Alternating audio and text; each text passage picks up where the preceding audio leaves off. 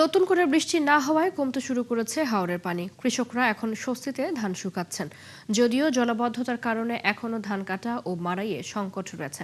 কৃষকরা বলছেন ৩ থেকে ৪ দিন রোদ পাওয়া গেলে সব ধান শুকানো সম্ভব হবে। সহকর্মীদের তথ্য ছবিতে বিস্তারিত।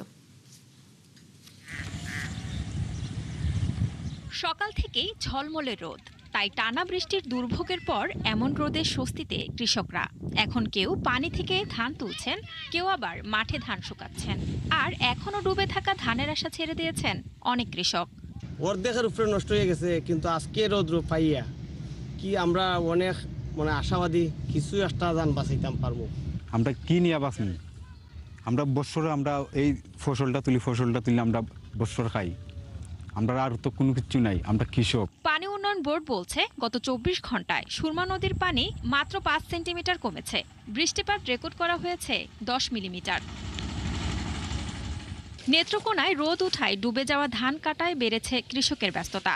তবে শ্রমিকদের অভিযোগ, জমিতে এখনো পানি থাকায় দ্বিগুণ মজুরি দিতে হচ্ছে শ্রমিকদের।